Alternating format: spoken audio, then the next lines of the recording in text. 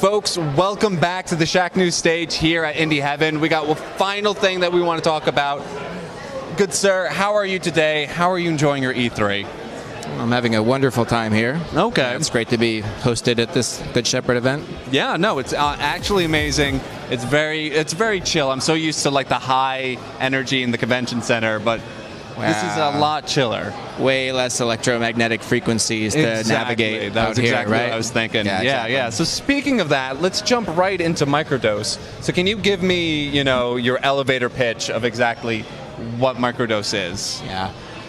The elevator pitch, we've designed it to be really an extension of human expression. Okay. Sometimes we call it a flow state simulator. Mm-hmm. We really kind of engineered the architecture of it to really take a person and kind of anyone that has a creative, we call it, it's your gateway drug for your creative spark. Okay, yeah. Interesting. Okay, cool. So what is it, I'm just trying to wrap my head around what microdosing is. So you put on the VR headset, and does it shift your state of mind? Because I was talking to Robin earlier today, and he was talking about this psychedelic shift in consciousness. Yeah. Does microdose also do that? It's not so much of a shift as it is like a medium and an extension for it. Mm-hmm. There's 3 types of creative intelligence we focus on. There's your kinetic, athletic intelligence, which is embodied movement, your spatial intelligent form, shapes and colors, right. And then audio intelligence. And we've tried to, our whole experiment with Microdose is that can we, with this new medium of VR, this new platform, can we create an experience that utilizes all 3 of them in conjunction with each other? Mm-hmm. And so the experience of it, you have these 2 controllers, and out of the controllers, you kind of you've done tilt brush. People kind of tell it's like tilt brush and mescaline.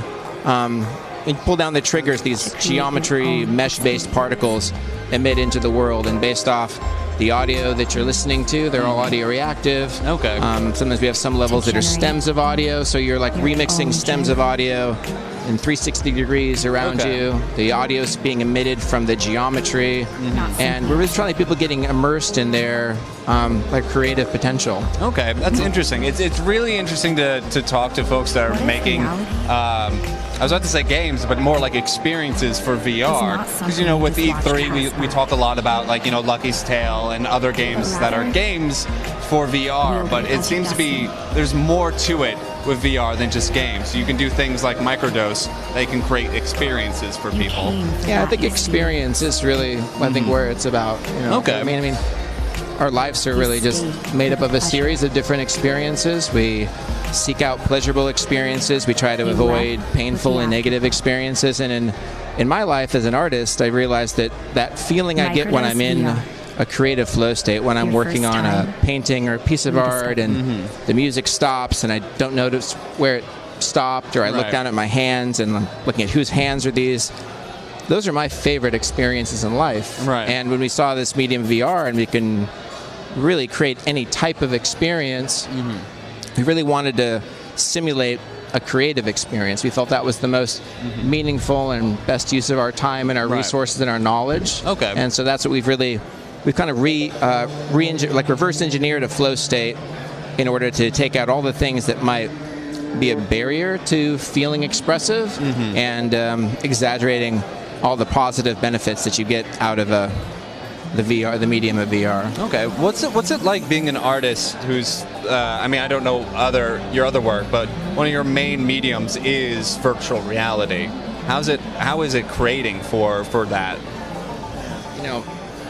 The word meta comes to mind. Okay. It's like a meta creative experience. Okay. I mean, my life has been, a lot of the architecture of my life is just, I organize things in order to be in that creative experience as much as possible. Okay. I think that's kind of, the experience of art is actually more valuable than the art that gets created at the end feels like the residue.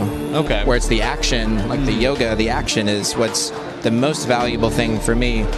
And the medium of VR, it's on a different level. Like a lot of times, even we use the Unreal Engine 4 as our main engine. Okay.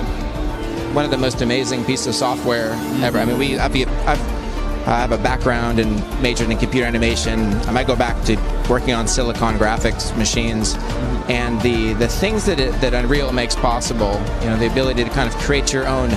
If there's a tool that you need, we can code it and create our own tool in it. Right. A lot of times it's a VR game that's made in VR. Like as we're orchestrating and creating the levels, you know, I'm in VR in the VR editor, like pulling in the geometry and the particle effects, adjusting the lighting in real time, and it's like we call it the God mode. Okay. Because I think something that I think is really interesting. You know, a lot of times we'll focus on just VR or AR or the hardware. You know, a lot of times we tend to want to objectify these things into these categories that make sense. Help for us to understand them, yeah. I feel like what I think is happening, which is probably what I feel is the most significant and profound as far as where these mediums are going and digital art, can really be kind of, I think, you can kind of condense it into it's really has to do with these real-time graphics. Right. I think that's the most significant thing. You might used to hit render, wait for a couple hours for something to happen, maybe it does, maybe not. But with this technology, with things that the Unreal Engine makes possible, and it's the synthesis of the Unreal, you've got Intel, you've got the NVIDIA graphics cards, you have all these different tools all kind of coming together. And what we feel is happening right now is it's giving us the ability to have technology is catching up with kind of almost how our consciousness is continuously rendering reality. That's a fair point. And it's giving us the opportunity for what I feel is almost like a real-time digital reflections of ourselves. Okay. That's what I feel is significant. I think that's what we're working towards. What do you think the next step will be with that?